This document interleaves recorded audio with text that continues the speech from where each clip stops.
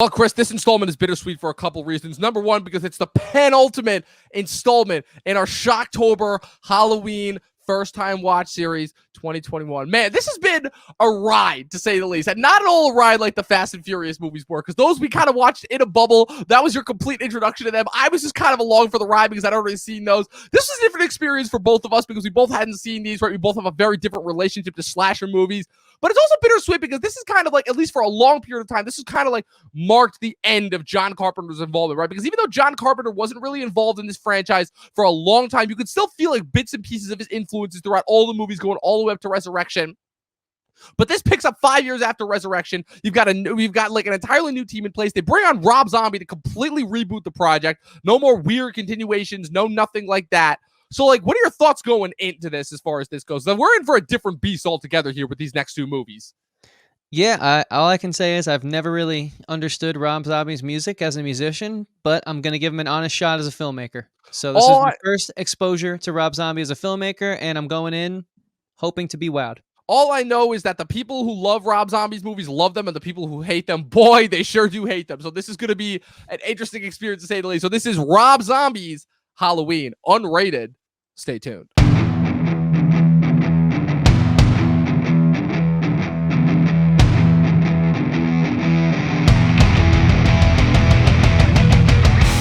Second to last time we're going to see that logo.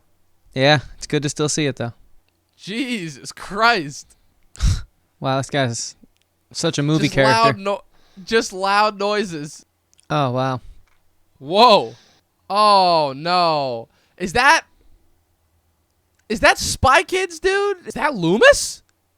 Holy shit, Malcolm McDowell is Loomis? So I'll say this. This movie so far gets points for, like, actually trying to, like, do a quote-unquote, like, kind of serial killer origin for Michael Myers. Well, the kid acting is kid acting. I mean, I never walk in the woods alone. Yeah, I don't get what that's all about. So is this his first kill, or? Probably. Overacts. At the very least, I'll say this much. At the very least, the movie's not trying to plan it out like it's like, okay, like it's just this random force of evil that's overtaken his body. Nice. That's crazy. That was a dope kill. Oh. You're dead. Oh, wait. Is that? Oh, let's go. Danny Trejo. Let's go. There it is. Jesus. Oh, no. The mom has to see it. Damn. This is like kind of heartbreaking. I know. Right? Michael's a grown-ass man now. Wow, this is awesome. Damn. This looks so good. I like how menacing and hulking they're making him out to be. Like, obviously, Michael was always a little tall, but they're really going out of their way to show this, like, yeah, like, all these guys are like string beads that he can snap with his fingers. Oh, Hell my yeah. God. Oh, man. So that's what this death is from. Okay, what with all the ridiculous, blatant, over-sexual stuff, this we is get it. Weird. Just let the faceless, marauding corporate monsters of America destroy everything beautiful about this town. Wow, again, very ahead of its time, this movie. So now it just becomes the 2007 version of Halloween. I mean, I don't know. I cursed a lot when I was a teenager, but not as much as they do in the 2000s movies. So now, question. So, how do you feel about seeing these sequences? But obviously the difference between the first one and this one is in this one, we now have the context within the movie that Michael and Laurie are brother and sister, versus in the original, we didn't. It just adds motive. Said, hey, that's Captain Spaulding from Devil's Rejects. We're getting their deaths out of the way early this time.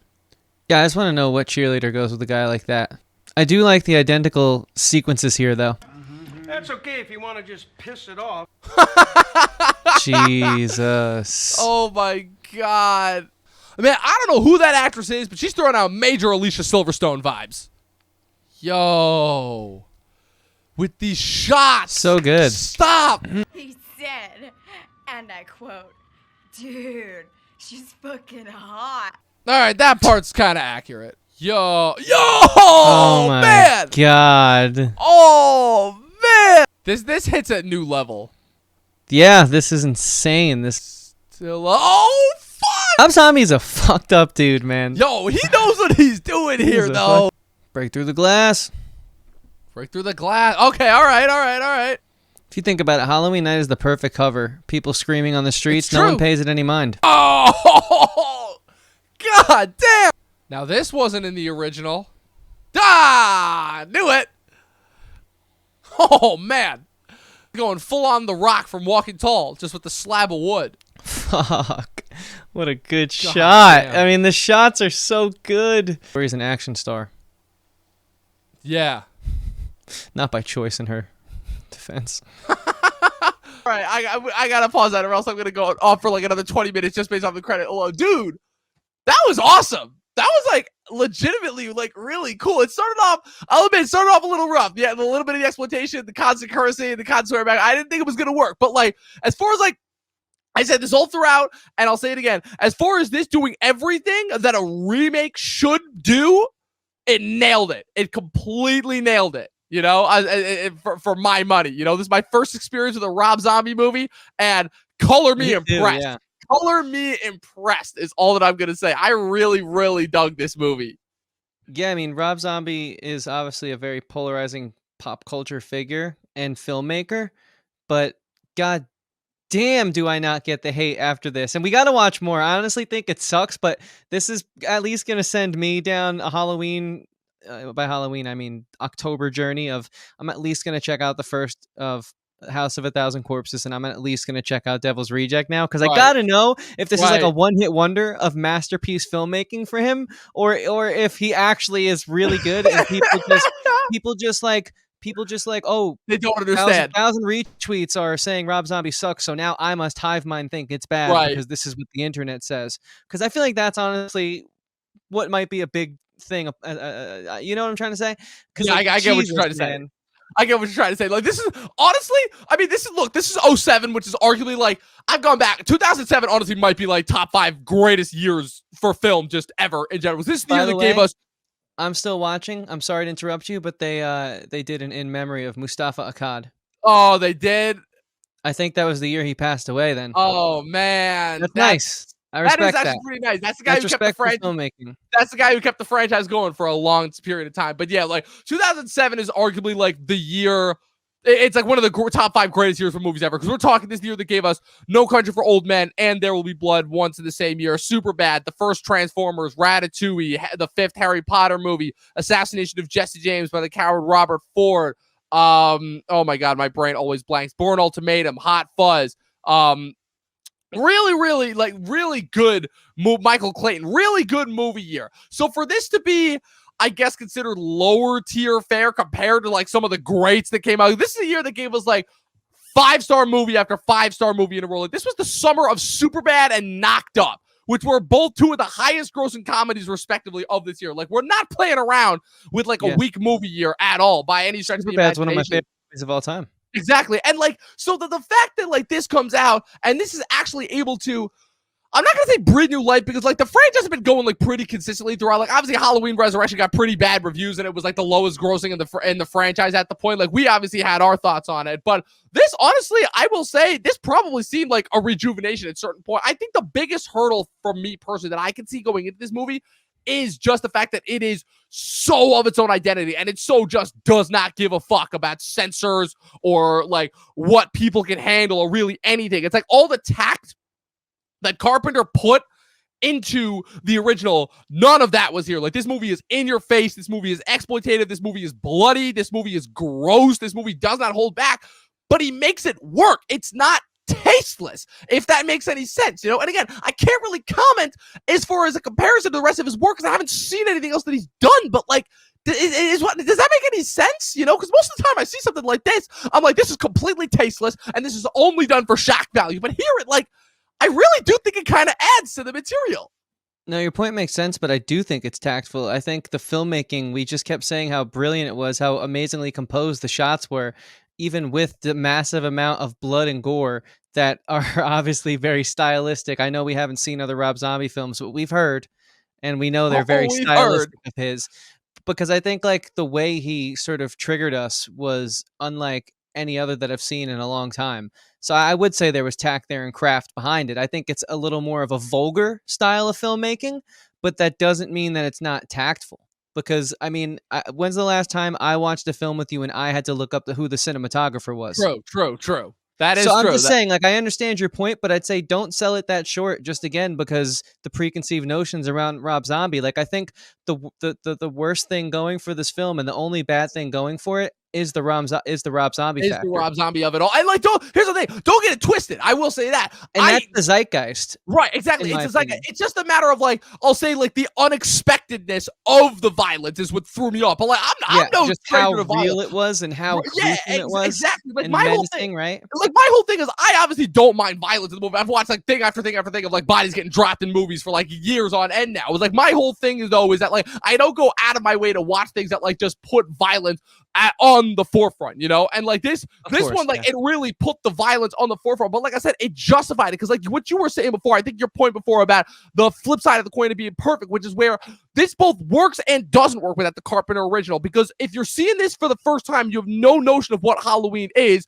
You're probably going to come out thinking like, oh shit, like that was really violent at first. But then upon like a couple of reconsiderations, you're going to be like, okay, this is like, there's something here, you know, there's something like kind of interesting here. But then if you have kind of all the added history of the rest of the Halloween movies and like specifically the first one, the original Carpenter one, like it kind of in a weird way like works almost better in a strange sense. Like it works in either way. And I haven't been able to say that about a movie in quite a long time because now it feels like every single movie does that. But like this was at a time when like these kind of movies, like majority of the time when they were done really poorly, you know, because like I said, this is the era of, we're in the late 2000s now. This is the era where terrible Friday the 13th remake. Exactly. There was the first batch of horror remakes. Like we got a Friday the 13th direct remake, we got a Nightmare on Elm Street remake, and we got a Thing remake, all like back to back, all after this movie, and they were all terrible, and none of them were able to capture the magic of the original. I guess for lack of a better word, or really were able to do what this one did. But this one, man, it goes for it. He fully tries to like make this his own, and as far as I'm concerned, he nails it.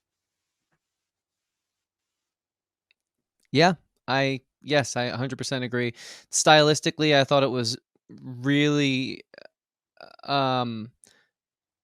it was really unique and enamoring in the way that we like got to spend time with Michael through different parts of his life that we'd only ever heard given to us from Loomis of the past, and it was a wild ride. Like it was obviously, if you guys have been following along with this series, our most emotive response.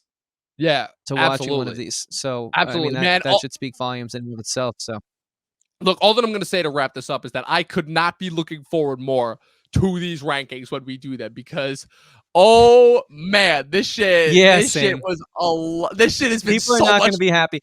They're not going to be happy, and I can't wait. I can't wait to piss off everyone with this ranking. If you think Marvel is like the hottest thing out right now, this Halloween ranking is not going to be for you. Oh, that's really it. If you have that real mindset where Marvel can still do no wrong, and you just you buy everything the machine sells you, I can already tell you, and I know we haven't done the ranking yet, but this ranking probably won't be for you. This is going to make if our you want to get Fast triggered, it'll be for you. But this is going to make our Fast agree. Yeah. This is going to make our Fast and Furious ranking look like chump change in comparison is what this ranking is going to be. It's going to be nuts, man. But what's your final star rating? I want to hear yours first this time. I agree. 5. I'm thoroughly impressed. No way. I had such a fun time watching this film. Yeah. Damn. Yeah. This might be my favorite Halloween aside from the first one. I mean, I have to sleep on it. So the ranking will see if I end up eating those words or not. But right now, I'm really feeling like I won't. I loved how dark it was, how it didn't let its foot off the gas once it got going. I thought the characterization of Michael was brilliant. I thought Loomis, if there's going to be anyone to fill the shoes, this actor did a phenomenal job. I really just thought it was kind of what you couldn't get in the earlier Halloweens, that I almost feel like, because of how those movies pushed blood and gore forward with the horror films of yesteryear, I almost feel like there had to be some vision of making it this gruesome that they just knew they couldn't get past audiences. And so it almost just felt right. Like if there was ever a way to reboot it, this just felt right. Because I mean, Michael's a sick monster. And like, he did feel like it in the first Halloween, but when you're watching that one, you're always thinking like for the times. This one, I wasn't thinking for the times. I was thinking, Jesus, is this ever going to stop? You know what I mean? So yeah, the emotional rise is what you want out of a horror film first and foremost. And the fact that we were able to pause it multiple times or wish we could to look at the composition of the shot or talk about the stylistic choices or the needle drops that so desperately gave us a breath of fresh air. Yeah, it's a 5. Easy. What about you?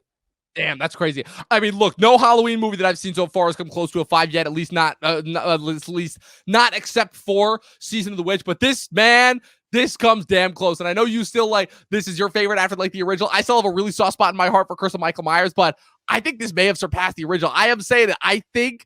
And again, this might be my hottest take yet. I think I might like this more than the original. I'm giving this a 4.5. I'm giving this one a 4.5, man. 2007, man. This year, there's a reason why this year is one of the best. Like this is a really fucking awesome time. And I really, really dug this movie. Like I said, I don't know if it's just the inherent bias in me that I have towards slasher movies just in general, but like this is a damn good time, you know? All I have to say is I hope AJ was sitting down when you just said that. Oh, Because man, out of all your hot takes, I think man. you're gonna give our buddy AJ reacts to a heart attack here. Honestly, Anyways, if I don't this give was you awesome. listen, Guys, if I don't give you a stroke after this, after my ranking, once I get all these movies ranked, like I'll be amazed. Is all I'm gonna say, because I think you're gonna find that the original Halloween is sinking lower and lower with each prospective installment that I put on that gets added to this list. I can't wait to hear it. And so what I'll say is if you just are stumbling upon this video, there's a whole series dating back to the second one. Please go and watch, as we've spent this autumnal season watching the Halloween films for the first time. Hit the card, hit the description, the playlist will be there, and please check out the rest of these videos and stay tuned in a few weeks for our ranking of all the Halloween films. And Dom, you have anything to tell the people before we get out of here? Of course, like I said, if you have been enjoying this, we have got so much other content on this channel for you guys. If you guys are new to the channel, we've got ranking videos going all the way back to the pandemic. I ranked all of the MCU movies from Iron Man to Endgame last year. We ranked all the Fast and Furious movies after our first time watches. I've got directors ranked. Of course, be sure to listen to our podcast episodes, our variety show episodes. Professor Pat and I have a show every Sunday where we go live to talk about Game of Thrones. We just had our season 3 premiere this past Sunday. We've got so much content and more coming to you guys all the time. And you guys can continue to keep up with that by clicking the subscribe button, clicking the like button next to it, leaving a comment. All of that stuff continues to help us to allow us to give you, the people, the content that it is that you so well deserve. Chris, where can the good people find you on the interwebs and the social medias? Yeah, they can find me the same place they can find our podcast, at Christian Evanko, Evanko, on Facebook, Instagram, and for me on Twitter. I make music, which you can find through the link in my bio. It's on Spotify, Apple Music, Amazon, and a bunch of the other main players. And I also have another podcast called Talking with Andrew and Chris, Talking spelled the same way we do it here. Again, available through the link in my bio. I really appreciate you guys hanging out with us throughout the course of this series. There's one video left, and I would also appreciate if you guys went and followed my co-host and partner in crime, Dom. Man, where can they find you?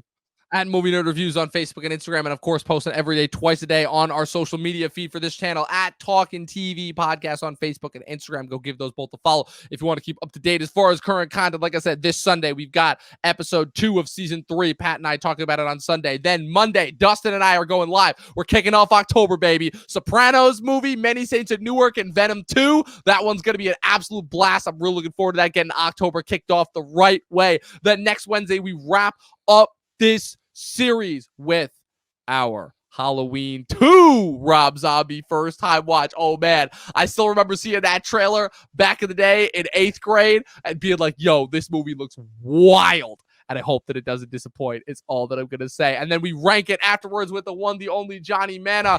And then we'll, of course, be wrapping up October. We'll be wrapping up 2021 with a couple more big things that we've got coming your way. All of that and more. Like I said, you guys can stay tuned by subscribing to us, clicking the bell next to the subscribe button, following us on all of our social medias. That way you guys will continue to be notified every time we put up new content. See you guys next time. This has been an absolute blast. One more installment and then the rankings. 12 seasons in a short film. And watch more fucking movies.